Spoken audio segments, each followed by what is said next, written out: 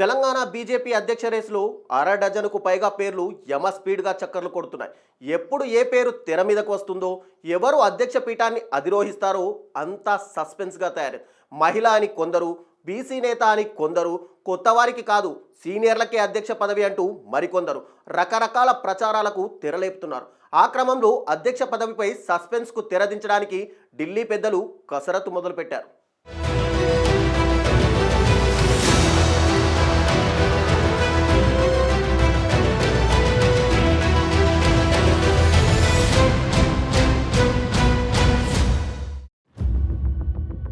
Telangana BJP అధ్యక్ష పదవి భర్తీపై కాషాయ పార్టీ తీవ్ర కసరత్తు చేస్తుంది.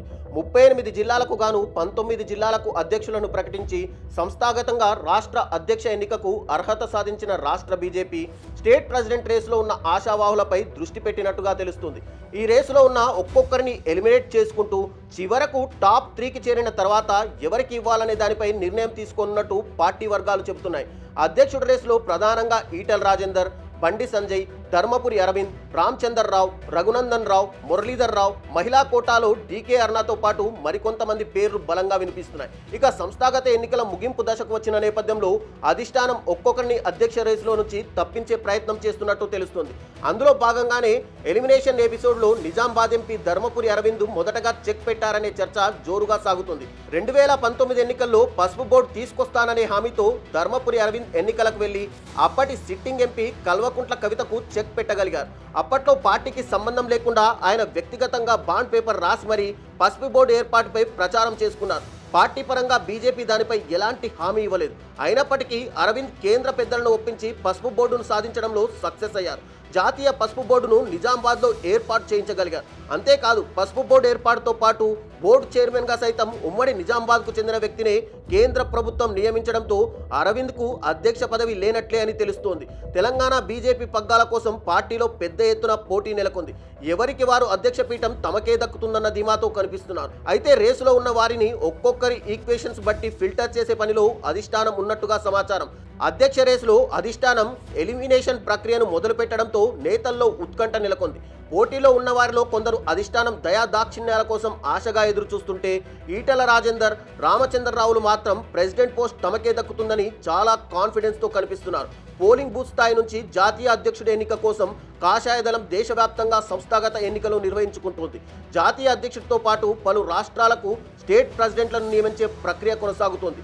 రామమందిరం పేరుతో ముచ్చటగా మూడోసారి కేంద్రంలో అధికారంలోకి వచ్చిన కమల్నాథులు మరోసారి అధికారంలోకి వచ్చేందుకు పార్టీని మరింత బలోపేతం చేయడానికి చర్యలు చేపడుతున్నారు. సంస్థాగత నిర్మాణంతో పాటు మహిళలను ఆకర్షించడానికి పావులు కదుపుతున్నట్టు స్పష్టంగా కనిపిస్తుంది. మహిళా రిజర్వేషన్ ఫార్ములాతో దేశవ్యాప్తంగా మహిళా లోకానికి దగ్గరయ్యేందుకు బీజేపీ ప్లాన్ చేస్తుంది. అందులో భాగంగానే 33% మహిళా రిజర్వేషన్లను పార్టీ పదవుల్లో కూడా అమలు చేయాలని బీజేపీ నిర్ణయించింది.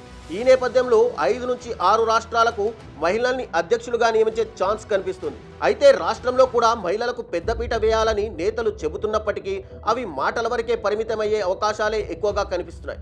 33% ఫార్ములా ప్రకారం బీజేపీ సంస్థాగతంగా విభజించుకున్న 39 జిల్లాల్లో కనీసం 10 జిల్లాలకు తక్కువ కాకుండా జిల్లా అధ్యక్ష బాధ్యతలు మహిళలకు అప్పగించాల్సి ఉంటుంది. అయితే ఇప్పటి వరకు అధ్యక్షులుగా ఖరారు చేసిన 19 జిల్లాల్లో ఒక్క మహిళకు కూడా అవకాశం దిక్కలేదు. మరి అధిష్టానానికి మహిళలపై ఉన్న లెక్కలేంటో కానీ మహిళా కోటాలో తనకు రాష్ట్ర అధ్యక్ష పదవి దక్కుతుందని డీకే అరుణ నమ్మకంతో కనిపిస్తున్నారు. అధ్యక్ష రేసు నుంచి ధర్మపురి అరవింద్ ఎలిమినేట్ అయ్యారని పార్టీ వర్గాల్లో పెద్ద చర్చ జరుగుతున్నప్పటికీ అరవింద్ మాత్రం ఆ పదవిపై భారీ ఆశలతోనే కనిపిస్తున్నారు. పార్టీ తన వైపే మొగ్గు చూపుతుందని మాజీ ఎమ్మెల్సీ రామచందర్ రావు ప్రగాఢమైన విశ్వాసంతో కనిపిస్తున్నారు. మొత్తం మీద పార్టీ వర్గాలలో జరుగుతున్న చర్చల ప్రకారం తెలంగాణలో బీజేపీ ప్రెసిడెంట్ రేస్ నుంచి అరవింద్ నిజంగానే ఎలిమినేటర్ అయ్యారా, అధిష్టానం దృష్టిలో ఉన్న ఆ ఒక్క నేత ఎవరు, మిగిలిన వారందరిది పదవిపై ఉత్తుత్తి ధీమానేనా తేలాలంటే ఈ నెలాఖరు వరకు వెయిట్ చేయాల్సిందే.